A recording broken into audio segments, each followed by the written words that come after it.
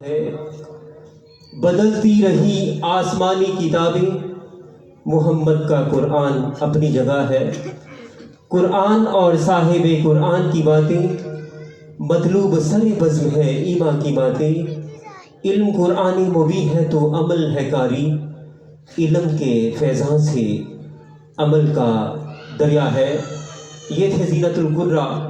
قاری محمد ندیم صاحب۔ یہ اس کلام کی قرات فرما رہے تھے کہ جس کلام کو سن کر پتھروں کے جگر آبدار ہو گئے۔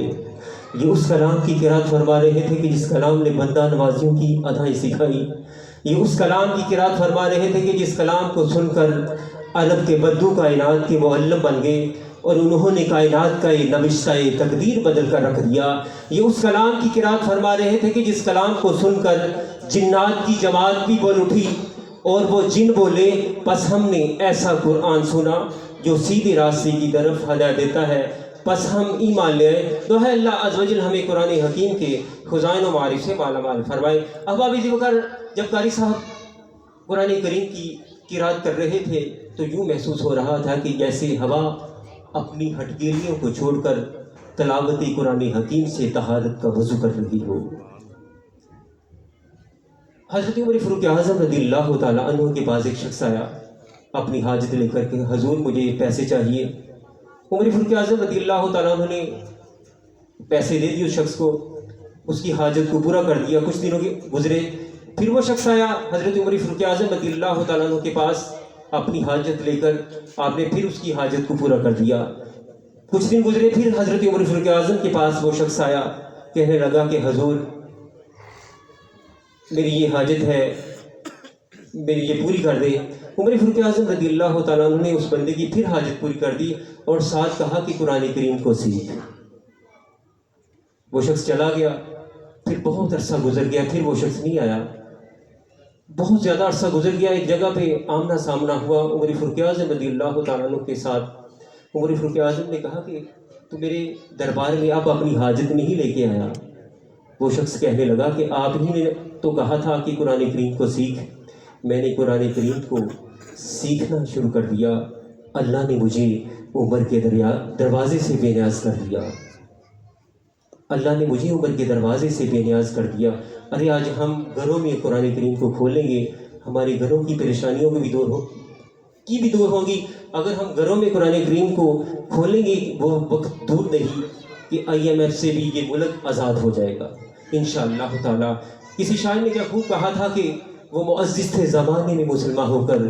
وہ معزز تھے زمانے میں مسلمان ہو کر، ہم خار ہو گئے تارک قرآن ہو کر، ہم خار ہو گئے تارک قرآن ہو کر۔ احباب ذی بکر، تاریخ اسلام اٹھائیے، تاریخ اسلام کا ہر ورد ہر لفظ صدر باندھ کر اس بات کی گواہی دے گا کہ اللہ کے قرآن کے جو پہلے قاری ہے وہ حضرت ابو بکر صدیق ہے، جنہ پیچھے حضور نماز نیتن اور کیڑا امام صدیق ورگا جیدے تقوی دا کرے ذکر اللہ، کدو ملیا اسلام صدیق ورگا ستا ہے ویکھ لو یار دے وچ قدمہ، کدو ملیا آرام صدیق ورگا غار سور دے اندر ملیا جو سائن، کدو ملیا انعام صدیق ورگا۔ سبحان اللہ کہہ دو یار۔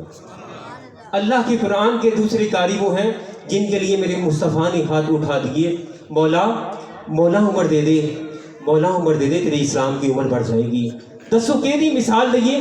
کملی والے دی بکل وچ لکے دے نال جتھے پیا فاروق آرام کرتا، کیری مثال اس نور دے بکے دے نال۔ میں ایک گل کرنی چاہنا ہاں، بغض حسد اندر مار مکے دے نال حملہ اسے پھپدا نہیں سائن، دل چل پیندا جے دے رکے دے نال، دل چل پیندا جے دے رکے دے نال۔ اللہ کی قرآن کے تیسرے قاری وہ ہیں جن کو ذوالنورین کہتے ہیں۔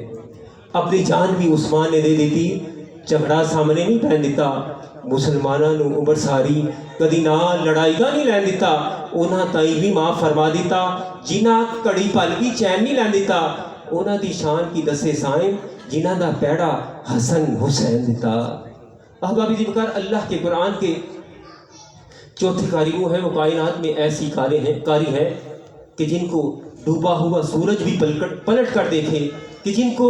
ڈوبا ہوا سورج بھی پلٹ کر دیکھے، ہم اسے اپنے عقیدے میں علی کہتے ہیں کہ علی وہ ہے کہ جن کا ایک پاؤں ایک رکام میں ہوتا ہے اور دوسرا پاؤں دوسری رکام میں جانے سے قبل پورا قرآن الحمدہ بالناس تک تلاوت فرما لیتے ہیں، کہ علی شاہ مردہ،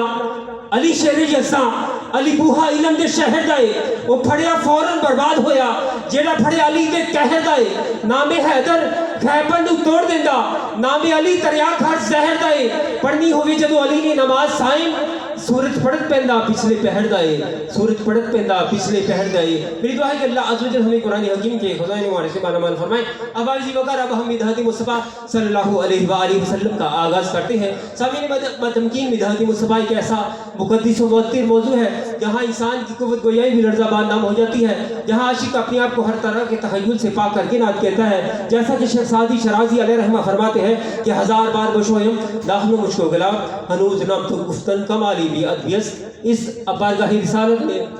گلہ یقید و محبت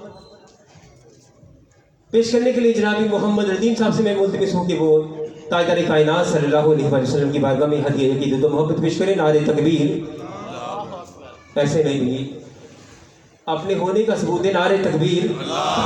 نعرہ رسالت نعرہ رسالت نعرہ رسالت نعرہ تحقیق نعرہ تحقیق نعرہ حیدری نعرہ حیدری تاجدار ختم نبوت تاجدار ختم نبوت